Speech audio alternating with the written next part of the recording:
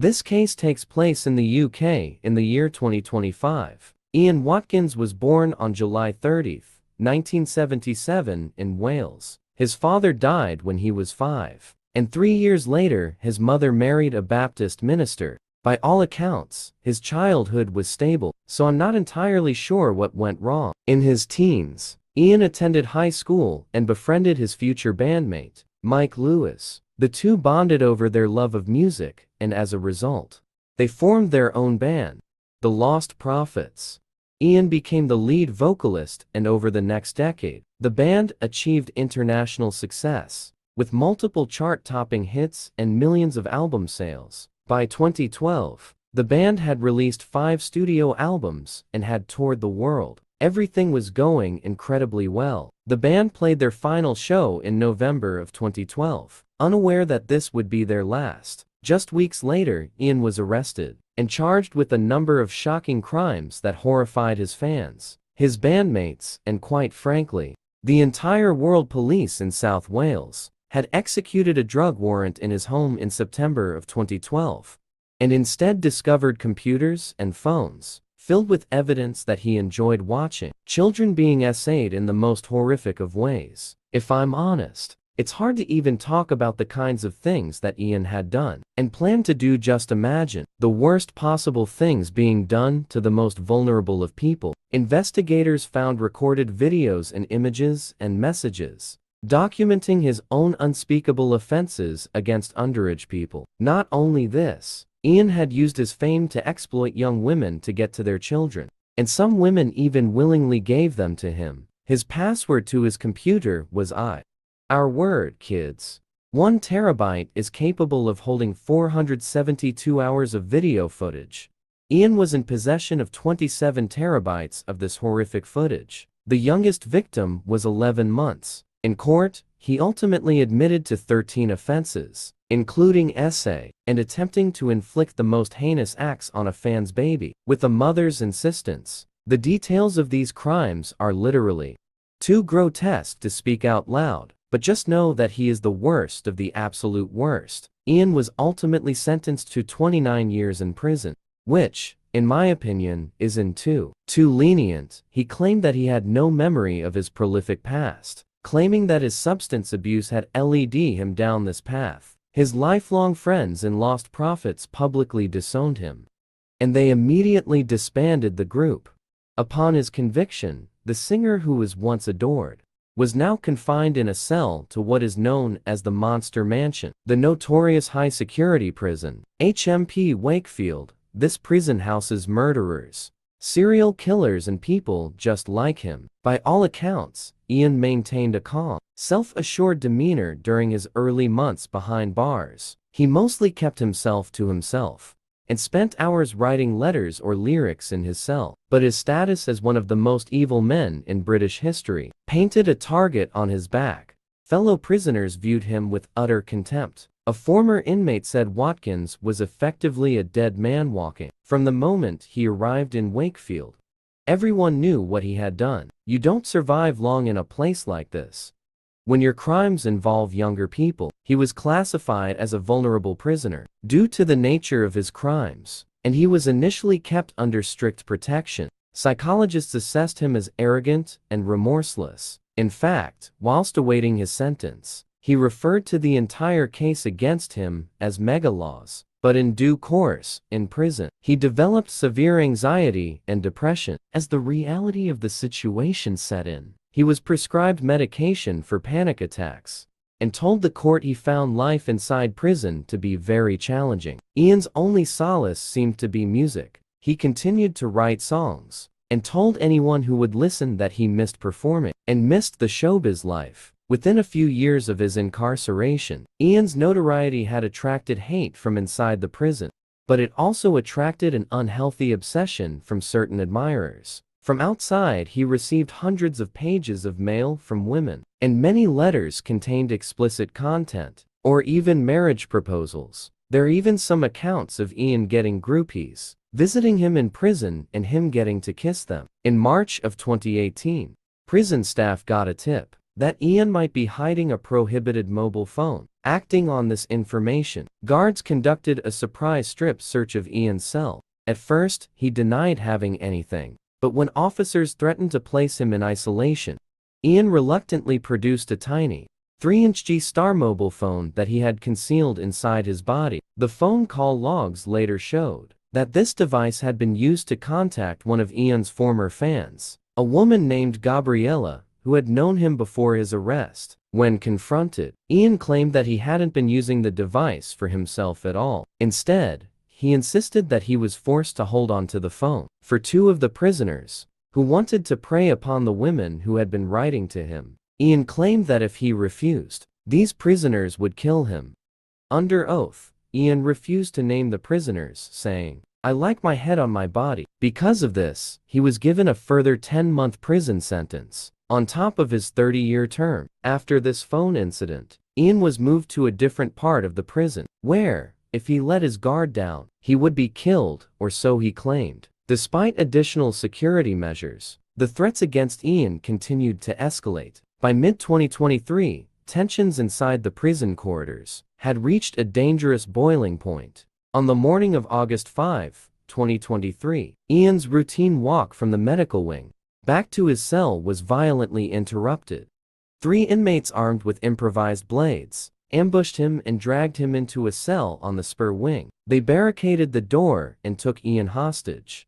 For the next 6 hours, the 46-year-old vile human was at the mercy of his fellow prisoners, who relished the chance to spill his blood. It took a team of riot-trained police officers and specialist negotiators to finally end the standoff. Officers forced their way into the barricaded cell late that afternoon. They used stun grenades to disorientate the attackers as they stormed in, and they found Ian on the cell floor in a bloodied state. He had been beaten and stabbed multiple times with the sharp instrument, but miraculously, he was still alive. Medics rushed him to hospital with serious injuries to his abdomen and neck, but none of these wounds proved to be immediately fatal. Ian spent the next several days in hospital under armed guard. His attackers were then placed in solitary confinement, pending an investigation. News of the attack made headlines across the UK, with many openly wondering, how much longer could Ian survive in the environment of Wakefield? After recovering from his wounds, Ian returned to the prison and was kept segregated. Remarkably, Ian did not ask to be transferred to a different facility. By autumn of 2025,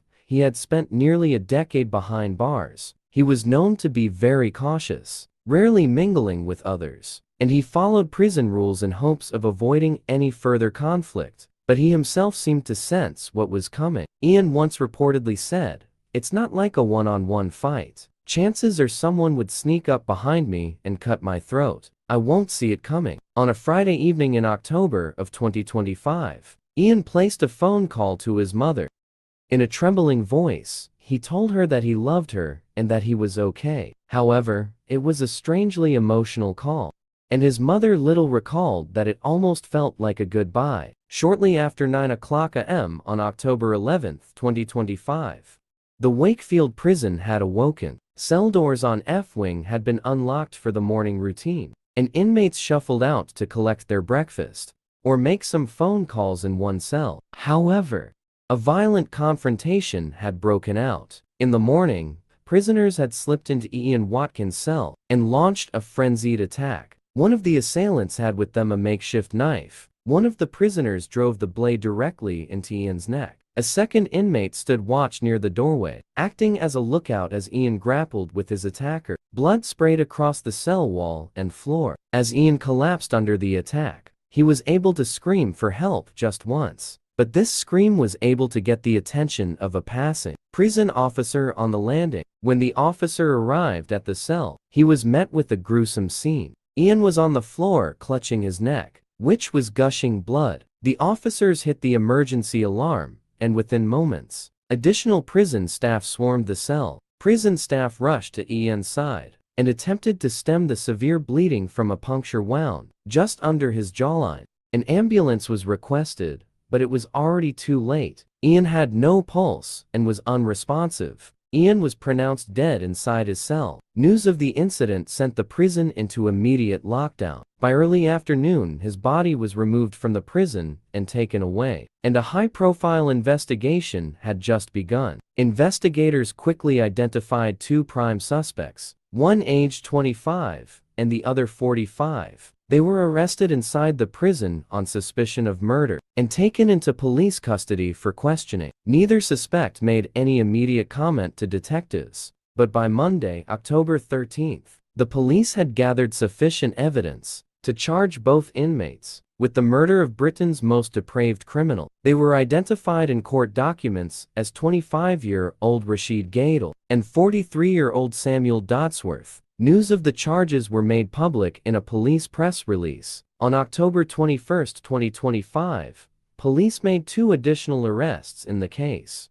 Two unnamed men aged 23 and 39, who were also inmates at Wakefield, were detained on suspicion of conspiracy to murder. Investigators suspected that these men may have helped plan the attack or aided the other two in some way. Both were questioned and later returned to prison while inquiries continued. Not much is known about these two. However, we do know about the other two killers. Rashid was a 25-year-old who grew up in East London, and his early life was marked with instability and violence. He was in foster care as a young teenager, and by his mid-teens, he had fallen in with street gangs. By age 20, he had built a reputation as a volatile gang member, willing to use extreme violence. On February 6, 2021, Rashid took part in a brutal gang attack in northwest London. He was one of a group of 6 men who set upon 2 strangers outside a bakery in broad daylight. The 6 attackers chased down 22-year-old Sven Bastic, knocking him to the pavement, and then stabbing him repeatedly as he lay defenseless on the ground. Sven's 16-year-old friend, who was also stabbed and badly wounded, managed to flee and survive, and it turned out that this was a case of mistaken identity. Neither of the victims had anything to do with gangs, and they were just young men who were simply targeted for being in the wrong place at the wrong time, and what Rashid and his friends consider to be their territory. Rashid was arrested and charged with murder in August of 2023. Following a trial at the Old Bailey, he was found guilty of murder. He arrived at the Wakefield prison in late 2023, and by the time he crossed paths with Ian Watkins, Rashid had only been in custody for about 2 years, and in the rigid hierarchy of prison respect, Rashid might have seen the infamous Ian as being a target to be eliminated, both for personal notoriety and as a sick point of pride. However, his motives are not officially known. Samuel Dodsworth, age 43, was the older of Ian's 2 killers. He came from the city of Derby in the English Midlands, and his own background is incredibly disturbing. In the early hours of September 3, 2018, Samuel committed an offense so savage that a judge later likened it to a horror film. The 36-year-old Samuel was prowling the streets of Derby when he targeted a lone woman who was walking to work before dawn. The victim was a 52-year-old stranger who just so happened to be there when Samuel saw her. Samuel sprang from her from behind and dragged the woman off the street into a vacant house nearby. He threatened to kill her if she screamed. Over the next several minutes, Samuel beat, choked, and repeatedly essayed the innocent woman. This woman later told the court that she fully believed that she was going to die during this ordeal. Despite the trauma and injuries, the victim found an opportunity to escape. When Samuel momentarily let his guard down, she fled, half-dressed, into the streets and was rescued by a passing driver, who called the police. She later recalls that she couldn't stop washing herself down. Afterwards, Samuel Dodsworth was arrested within hours, and in custody, his demeanor was cold and remorseless. Samuel ultimately pleaded guilty to multiple charges: kidnapping, false imprisonment, and 5 counts of essay. At Derby Crown Court in December of 2018, he was sentenced to 24 years in prison for the attack. The judge noted the particularly degrading and violent nature of his crime, and ruled that Samuel should not be considered for release until he had served at least 2/3 of his term. He had already been behind bars for about 7 years, by the time of Ian's murder. Exactly how and why Rashid and Samuel decided to jointly attack Ian remains a subject of this investigation. The two did not share much obvious background and didn't have much in common beyond the propensity for extreme and disturbing violence. Legal proceedings for the murder of Ian began almost immediately after the suspects were charged. On Monday, October 13, 2025, Rashid and Samuel were brought separately before Leeds Magistrate Court. Under heavy security, both men only spoke to confirm their names, ages, and dates of birth. The trial is set for May 5, 2026, and it's estimated that it could last up to 3 weeks. Given the expected evidence, as of late October 2025, neither of these men have indicated how they want to plead. News of Ian's violent death was met with little sympathy. In the public eye, Ian had long been a symbol of pure evil, a rock star turned abuser, whose crimes were considered to be completely unforgivable. Many observers openly expressed relief that he would never walk free again. The knowledge that he indeed a brutal death behind bars brought some the feeling that justice had finally caught up with him. In his hometown in Wales, there were no vigils or flowers, only painful memories of the disgrace he brought.